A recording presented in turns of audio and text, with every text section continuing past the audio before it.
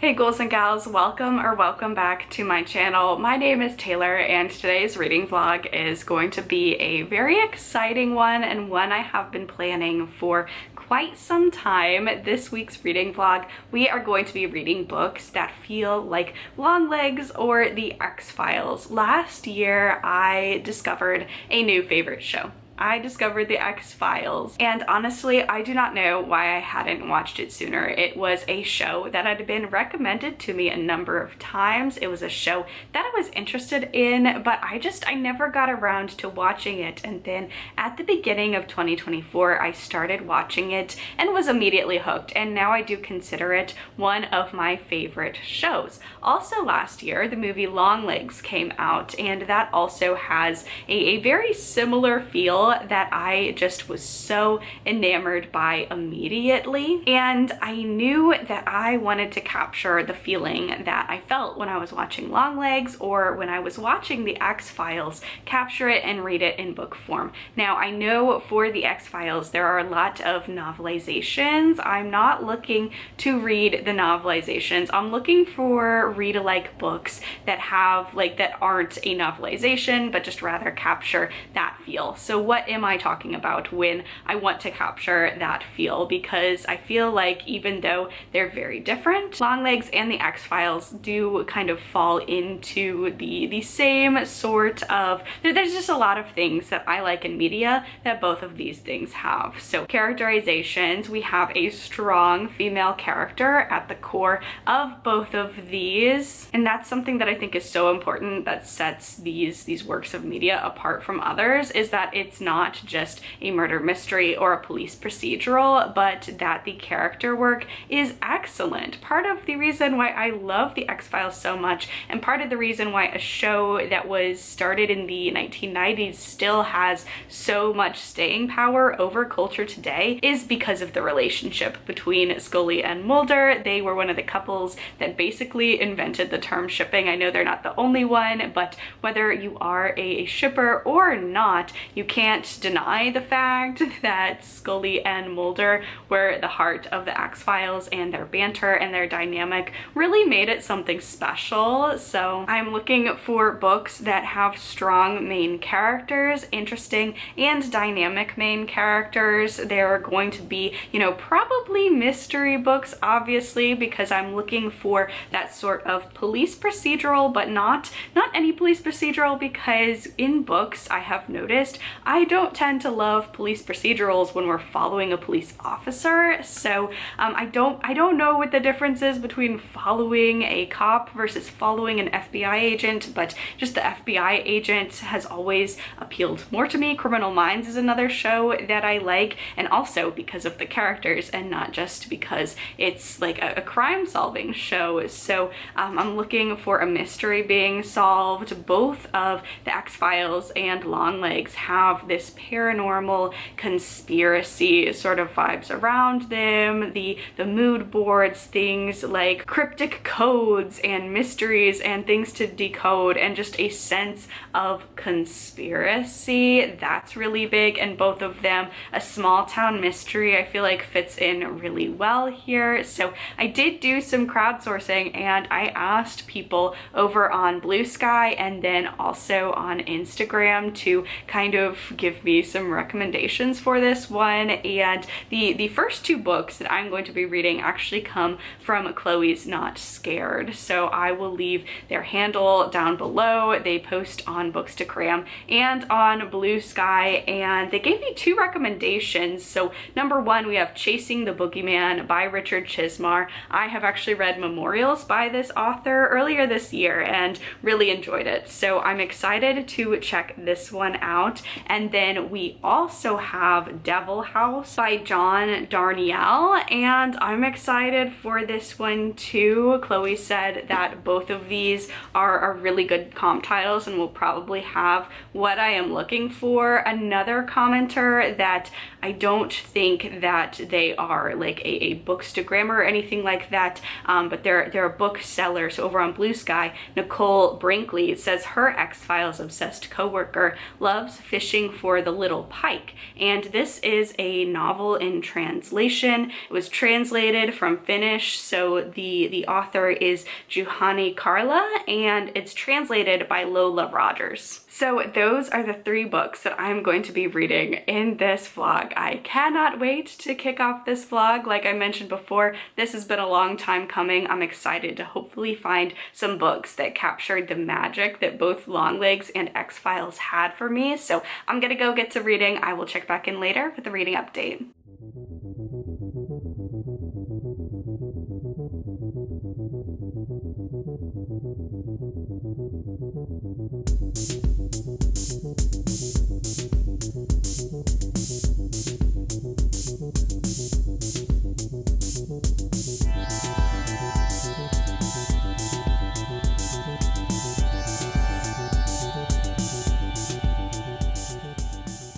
So I am now at 20% of the way into Devil House, and I am so fascinated and engaged by this story so far. We have a story that's split up into a bunch of different parts, and that is going to be really integral to the narrative because each different part has a different narration style, and it's like a story within a story. So the very first part of this, we are following main character Gage, and he is a true crime writer, and he gets this opportunity from his agent and decides to buy a house in which a really horrific crime occurred, and he's going to write a book about this horrible kind of culty crime that occurred in this house, all while living within it. That is part 1. He is explaining, like, it's the setup of how he came to live at this house, some of the background of this book. And when I say some of the background of this book, the first part of this book is Gage talking to you,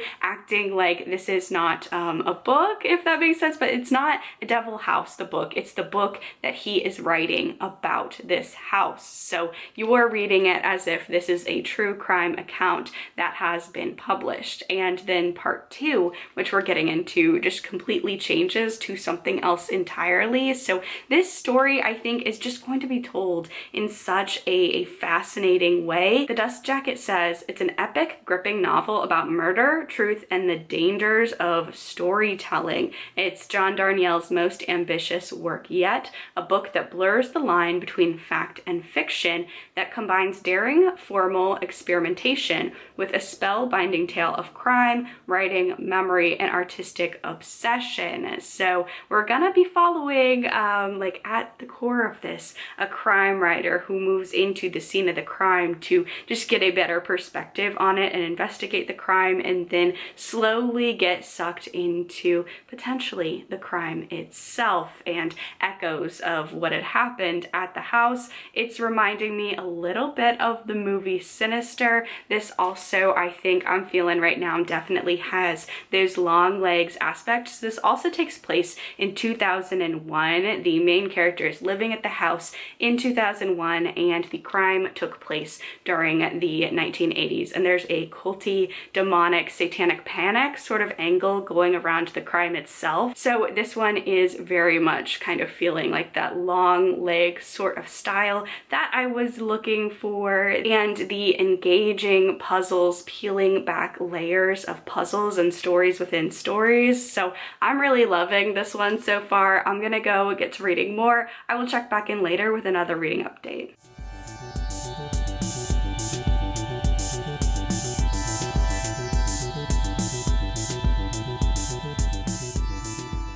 So I am not trying to be dramatic or jinx myself, but The Devil House may just be my favorite book of the year so far. I don't know, at least up there. It's definitely up there. I can't even explain why I'm loving this book so much. I just feel so enthralled and so immersed in the story. When I am reading this, I just feel in it. I am now 40% of the way in, and I am on the 3rd section in this book, and each section just has such a different storytelling style that weaves together so perfect. it doesn't feel like a book that's separated into sections, like they don't feel random or like they're not connected. And this book is just so intentional in the way that it's saying information and telling you information, and the writing style is just so great. Like I'm reading this book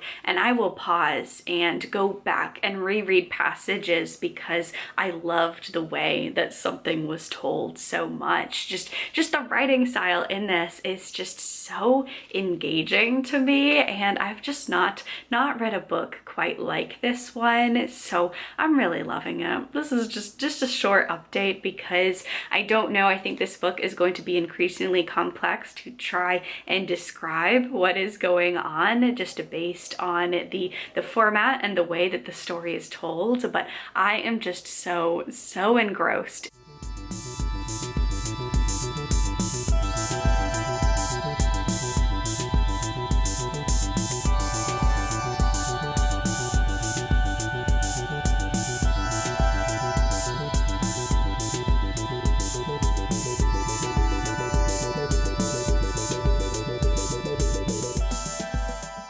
So I finished Devil House, and this is a book that I really loved, but I would really hesitate it to recommend it really broadly to people because, number one, this book has a very intentionally frustrating plot structure, and just the way that it is formatted, this is a book where it does feel like, I feel like if you don't like it, you're going to feel like it is very pretentious. On Storygraph, this has one of the lowest average ratings that I have ever seen, and I think a large part of that has to deal with expectations versus the reality of this book. And what is hard about that is that because the cover and the synopsis of this book, you think you're getting something different than what you actually end up getting, and that's unfortunately, I feel like something that is intentional, that you're intentionally picking this up expecting one thing, and then the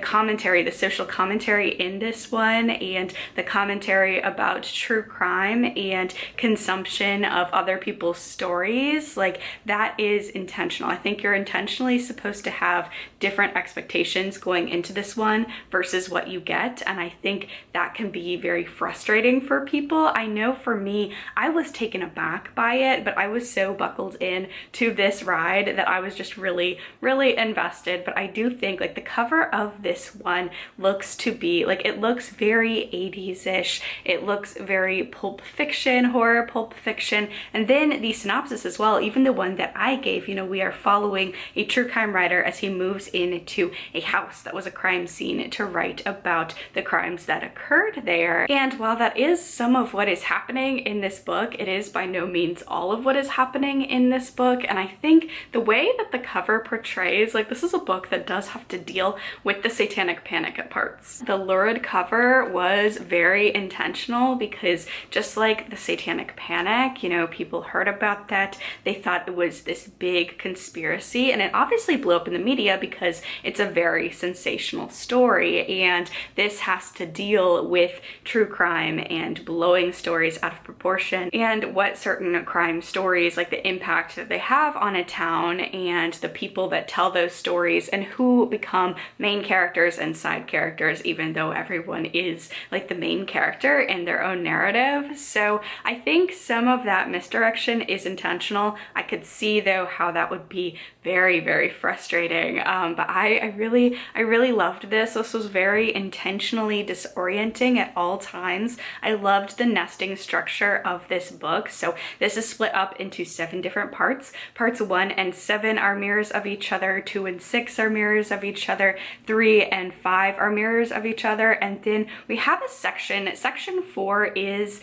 my least favorite, and I think one that people really tend to hate. And for me, me, it's frustrating because it's like an Arthurian legend. That's the writing style, but it also is written in this very, very old-timey Gothic fairy tale font that's just genuinely really, really hard to read. I did really struggle with that section just on a technical level. I actually checked out the audiobook from my library to listen to just that section to help me understand what was going on because of the old-timey Arthurian language, and then also just because the font was genuinely really, really hard and difficult to read. So that section, I understand why it's in there, especially at the end, and especially I've taken some time to really mull my thoughts over about this book, and I understand why it's in there. It's definitely a very creative choice and one that doesn't seem to have landed for a lot of people, and it was my least favorite part, but I understood thematically why it was in there. But this was just such a fascinating reading experience. It was just so genuinely like disorienting, and I felt like I was a part of the story. This is a meta book that works just really, really well for me. I hesitate, this feels like a weird comparison because I actually did not like House of Leaves, but I feel like this book kind of feels like House of Leaves in the certain aspects where the writing style and the things that is accomplishing in terms of style. I think people seem to really love or hate that one, and people seem to really love or hate this one for both House of Leaves and Devil House. I don't see a lot of reviews being like, it was fine. People either really love what they're doing or really hate what they're doing. So I was really, really invested in this. I really thought there were some heartbreaking moments in here, and the ending really, really had me shocked. And I read it and I shut the book, and I was a little frustrated at first, but then sitting with my thoughts of what this was trying to say about the art of storytelling and the art of examining true crime, yes, and telling true crime like as a genre, like telling those crime narratives and giving details of victims' experiences and horrible things that happened. There's a lot of commentary about that and the spectacle of it all that people demand more and more and want it as entertainment, and which type of cases capture the public's imagination and which type of victims people care more about, but also just the nature of storytelling. And if you are an author, even if you are not intentionally doing so, it's very easy for you to take conversations and information and little details of other people's life stories and put them in your work. And is that intentional? Is it not? When is that okay to do? When is it not okay to do? Like if you hear a really interesting anecdote, can you put it in your story? Who gets to tell whose stories? And just really storytelling and mythos and storytelling taking a life of its own. There was a through line in this about Arthurian legend that I just thought was so excellently placed. Like I could see the little building blocks from the very first section in here, and then when it got to the reveal why we were talking so much about those myths and legends at the end of the book, I just thought that was so excellently done. So I really loved this one. I could see how other people would hate it. For me, this one felt more like Longlegs, just in terms of the cryptic nature of it and the uncovering puzzles and peeling back layers of investigation. And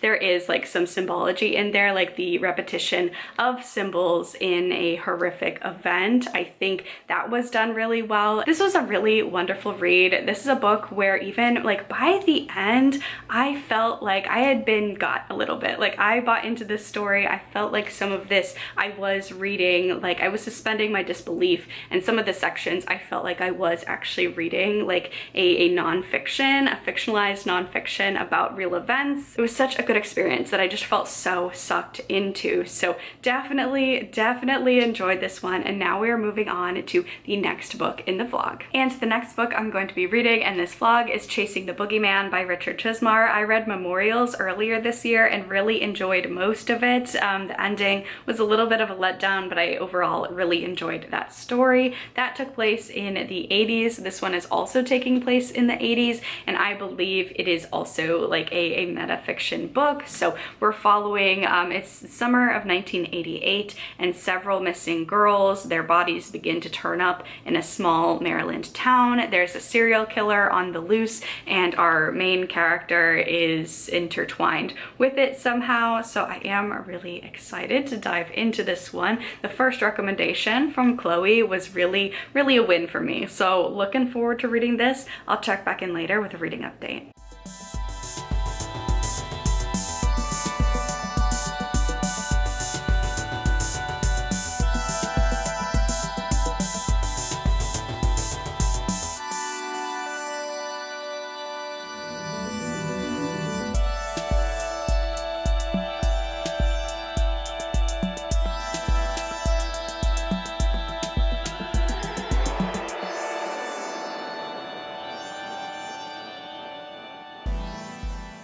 First impressions of Chasing the Boogeyman by Richard Chizmar. I'm really enjoying this one so far. This is another meta recommendation. This is another meta fiction that blends fiction and nonfiction. This is written like a true crime book, and it does blend the author's real childhood and experiences with fiction, which I think is just going to make this such an engaging read. There's a note to readers at the beginning from the author that says, "Chasing the Boogeyman is a work of fiction, an homage to my hometown and my passion for true crime. There are slices of life depicted throughout that are very much inspired by my personal history, but other events and real people and places and publications are used fictitiously.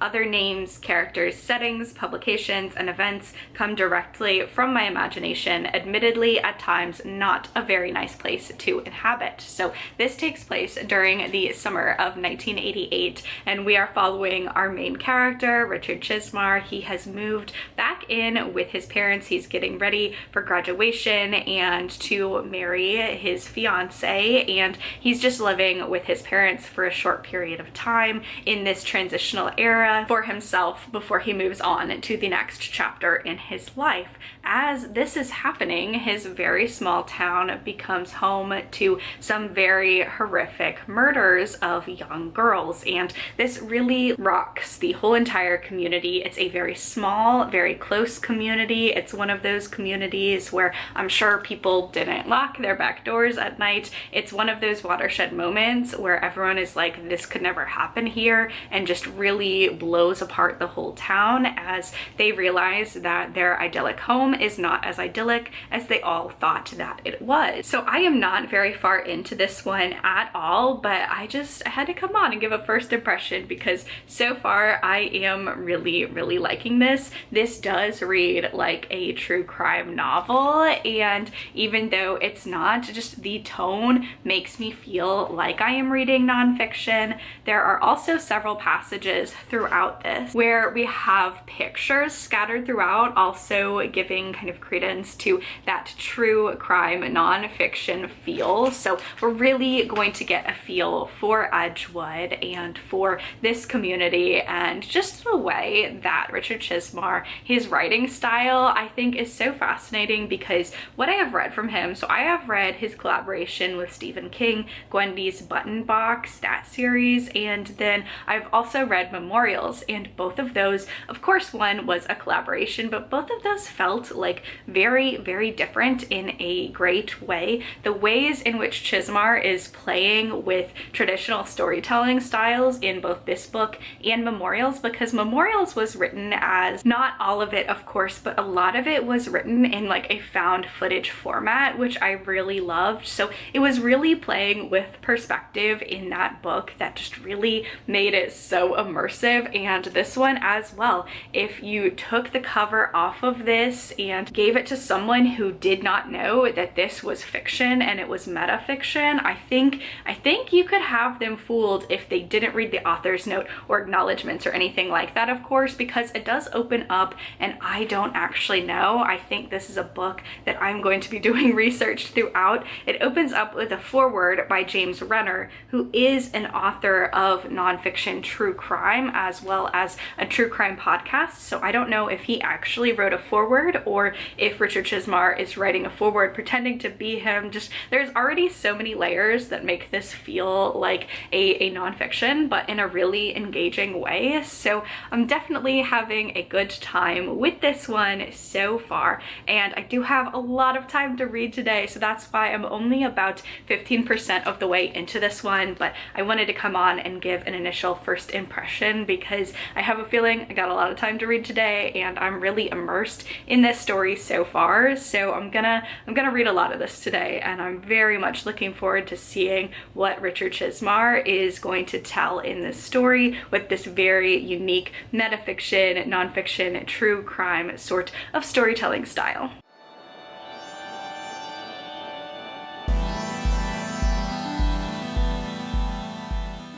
So I am now 50% of the way through Chasing the Boogeyman by Richard Chizmar, and I'm having such a great time with this one. I love the way that this is written. Even though this one is fiction and not nonfiction, the writing style is really reminding me of I'll Be Gone in the Dark by Michelle McNamara, and also The Stranger Beside Me by Anne Rule. I really like the way, and I can really tell that the parts in here that are probably very factual to Richard Chizmar's upbringing and childhood, like there are reminiscences throughout this as he's talking about his childhood and just like the loss of innocence, where he now as an adult, a young adult, living with his parents back in his childhood bedroom and experiencing two simultaneous loss of innocence, because there's obviously the crimes going on with the girls getting kidnapped and murdered in the town, but there's also just the smaller loss of innocence where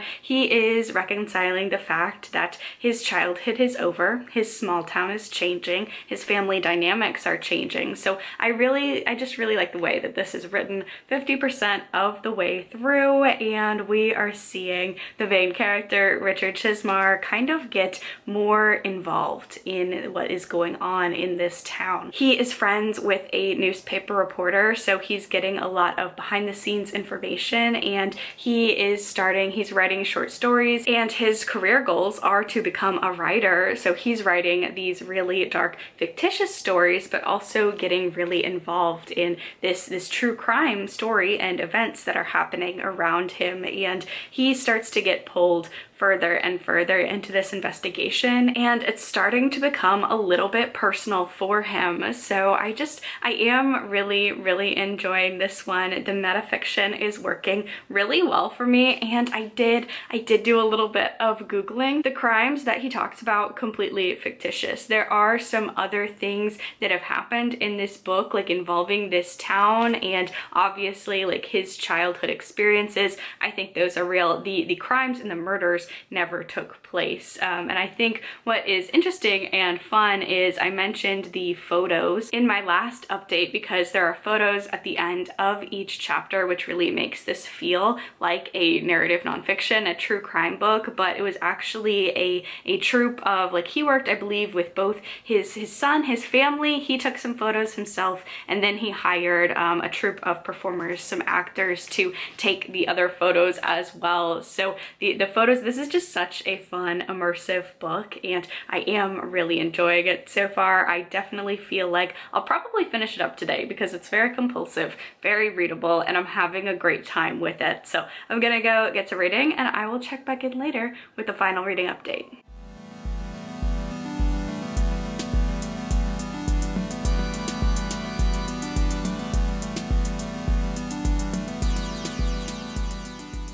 So I did finish Chasing the Boogeyman, and I had a lot of fun with this one. This one was very just intensely readable, and I think if you like true crime nonfiction, I think you would really like what this did. It definitely felt like just the immersion and all of the work that was put into crafting this like a nonfiction story was really well done. This was a really fun metafiction story that I think definitely hit upon themes in Longlegs that I really liked. There were cryptic clues throughout. It was like a small town kind of analog sort of mystery because they took place in the 70s and the 80s respectively. And this one, I just really liked how we had someone who was kind of investigating and researching a crime, and they started to become more and more connected to the case. They had a personal connection, very different personal connections, but I feel like this was a really great comp title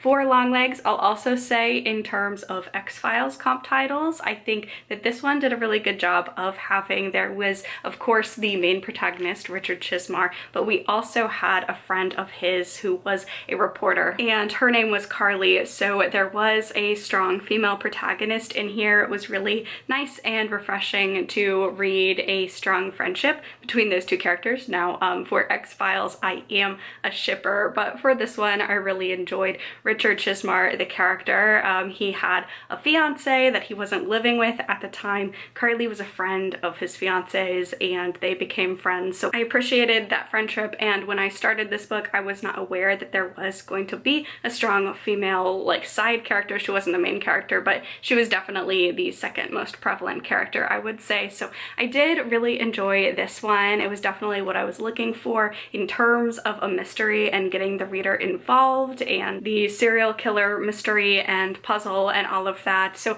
I did enjoy this one. There is a sequel that I don't know if I'm going to pick up. I didn't know that there was a sequel. I think this book works perfectly on its own as a standalone, and I kind of wonder what the sequel, like I feel like I know reading this one and knowing that there's a sequel, what the sequel is about. I don't know if I'm gonna pick it up. I probably will. I just am curious to see, like this just feels like such a successful experiment. I don't know how it will work in another book, so definitely I'll probably check it out. I was really impressed. Also, one little thing, there was a portion in this where I could definitely see where Richard Chizmar got the idea to write his book memorials, so that was interesting as well. So for the next book in this vlog, I'm going to be reading Fishing for the Little Park by Juhani Karila, and this is translated by Lola Rogers, and this one in specific was recommended for fans of the X-Files. So the other two I feel like definitely probably more of comp titles to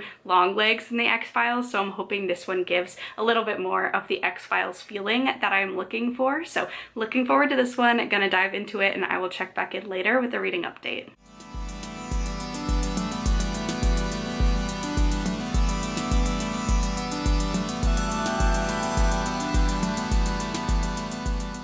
So I am now 20% of the way through Fishing for the Little Pike, and this book is very bizarre and very weird. In the blurbs it says it's genre defying, and I would have to agree with this one. It feels very like magical realism, dream-like, sort of off-kilter, weird little book. I am enjoying it so far, but I have no idea like what I am getting myself into.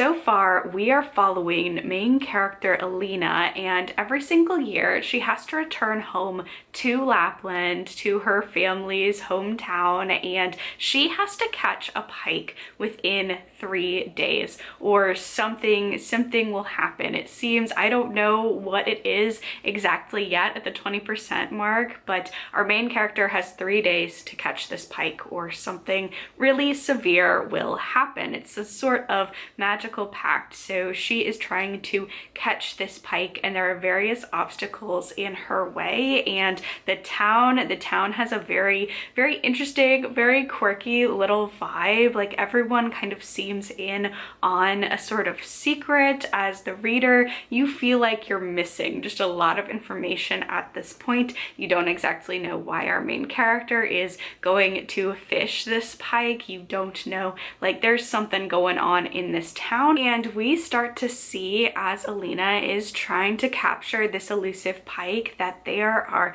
creatures in the woods, creatures from myths and folk tales, magical creatures that are interfering with her work, interfering with the town. Right as I stopped reading this one, we are also going to be following a detective who is traveling to this town to hunt down Alina, and we don't know why, and the detective has no idea what she is getting into as she arrives to this town and starts seeing all of these magical, quirky sort of things happening. So I'm really intrigued by this one. It's definitely a little bit of an oddball so far. I definitely understand this was recommended where it's not like an exact one-on-one comp title to the X-Files, but it very much feels like the town, Lapland itself, really feels like one of those monster creature of the week sort of stories where Mulder and Scully are going to this weird town and they just arrive at the town and things just feel just off. Like that's the vibes I'm getting in this town. So very quirky, very magical realism sort of folktale-y creatures. It's definitely a very interesting read. I'm interested to see like where this story is going to go, interested to see why our main character is fishing for this pike, why that is important, also why she is being chased down by a detective. So yeah, so far so good, I suppose. It's a very interesting time so far, and it's a book that so far can just best be described in a single word as quirky. So yeah, I'm having a good time with it. I'm going to go see if I can uncover some more of these mysteries, and I will check back in with another update later.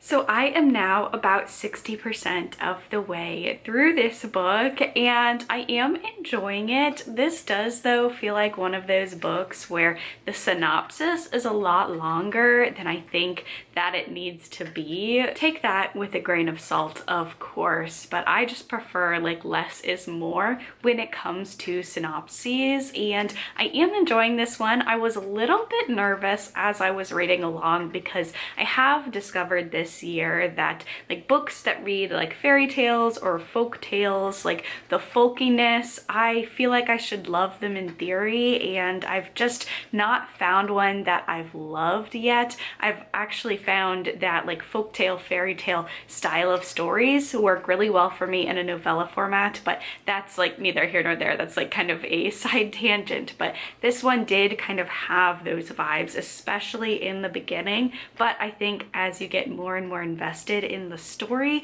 that doesn't really seem like the case. This is still such like a quirky little folky story. It's a small town story as well, and this is just like very hard to pin down into a genre because there is an investigation going on. We are following an officer as she is investigating something that has happened that involves our main character as well. And at this point in the story, we are also getting flashbacks to Alina's past and maybe putting together the pieces of why she has to fish for this pike every single year. So it is just like a very off-kilter story, kind of intentionally. It really just drops you into the story. I'd say if you could stick through like the first 3 chapters or so, you start to get better acquainted with the story and the characters and understand like the storytelling style. I don't know if it's because it is translated or not, but the way the narration is and even like the way people talk to each other, I don't know if that's just like, you know, translated. Different people around the world have different ways of talking with each other, or if it is just like intentionally like an off-kilter story, potentially a little bit of both. So definitely getting those weird, bizarre, small town investigation vibes, and this is just a very interesting book. So wanted to give an update, probably won't give another one until the end because I just feel like this book is so weird and just go into it knowing as little as possible, and I think that will help you really get the most out of this weird little story.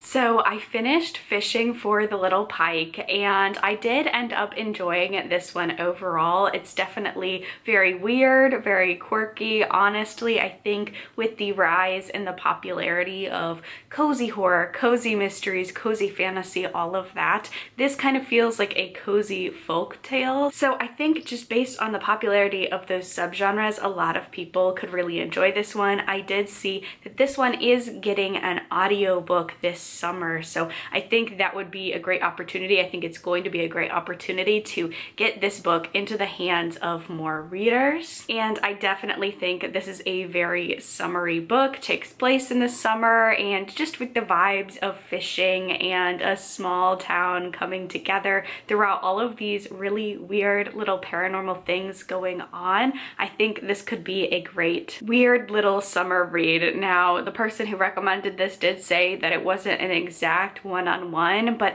it definitely had a lot of the weird little small town vibes that I come to expect out of the X-Files in particular. I felt like this one because it was very funny as well and very strange. I feel like it kind of felt like War of the, and I've never said this word out loud, so I'm probably not doing it justice, but War of the Cofrages, that season 3 episode of the X-Files, like something like that. One of the weekly episodes where it's just a monster of the week, a mystery of the week. It's not involved with the greater lore, but it just has a quirky little town and some weird little off-putting things happening. I can definitely see how this would be a good rec for that. So overall, I think this vlog was pretty successful. So like I said at the very beginning of this vlog, I do have a rather long list of titles with recommendations for, especially for the X-Files. So I definitely could, and I'm planning on doing a part 2 of this vlog series, probably late summer, early fall. There's a lot of books that I just think would also kind of capture what I'm looking for. Not that these 3 books didn't do a good job, and I enjoyed all of them. So there's definitely something to be said that even though none of them were like perfect Longlegs or X-Files matches, there were definitely things that I love and enjoy about storytelling that were in all 3 of these stories. But for the next installation, again, coming probably within a couple of months or so, there is one book that in particular I know that I want to read for that installation, and that would be The Kolchak Papers by Jeff Rice. This came out in 1972, and it actually inspired Chris Carter to create the X-Files. So I am having a little bit of a hard time getting my hands on, and I believe The Kolchak Papers is a bind up. Jeff Rice's work is just a little bit hard for me to find, but I am searching it out, so I'll definitely be reading that one in the next installation because it actually was the thing that inspired the X-Files. So definitely that, some other books as well, and hopefully when I get to it, that vlog will go as successfully as this one did. And that brings us to the end of this video. If you enjoyed it, please be sure to give it a thumbs up, leave a comment down below, let me know if you have any book recommendations for books that feel like the X-Files. Stay safe, stay spooky, and I will see y'all in the next video. Bye!